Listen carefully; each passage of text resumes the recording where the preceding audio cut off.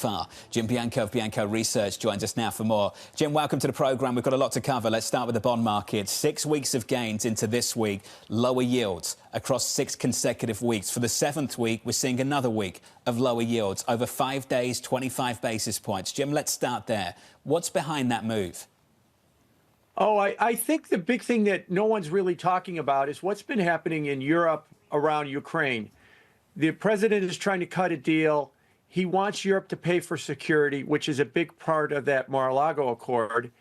And they can't run to their parliaments fast enough to lift debt caps, say they're going to increase by trillions of dollars over the next 10 years their budgets for defense, which filters back to the U.S.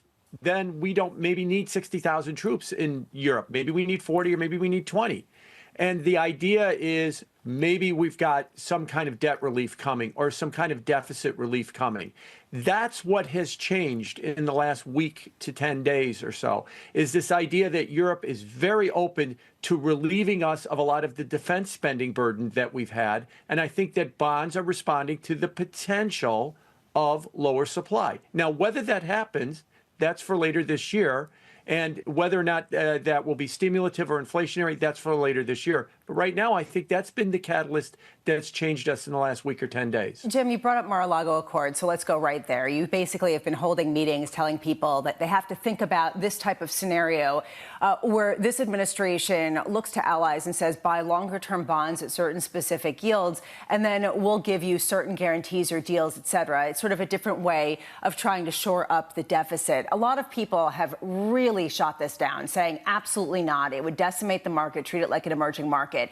What makes you think that there is anything feasible about this whatsoever? Because that's not the plan. Everybody's got that backwards. That's a payment opt idea is all that was. That's like whether or not you want to use a paper check or Zelle. What the Mar-a-Lago Accord is tariffs, a sovereign wealth fund, and payment for security. And we've gotten all three of those. And within payment of security, there was the idea floated of a bond swap. Okay, you don't like the bond swap. They're still going to spend trillions of dollars on security, so we could then relieve ourselves of the burden. That's what the whole point is.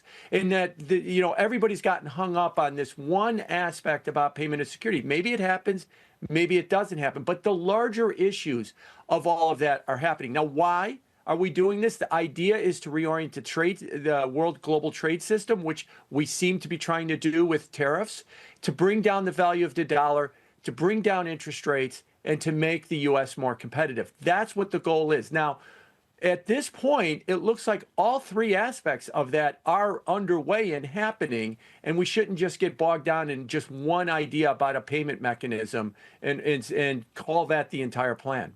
When it comes to weakening the dollar, for this administration, what trading partners is it so important against? It's a very good question, because if you look, there's two types of dollars. The Federal Reserve has what's called the trade-weighted dollar index. That's been going straight up because it's weighted by trade, and Canada and Mexico are the biggest players there.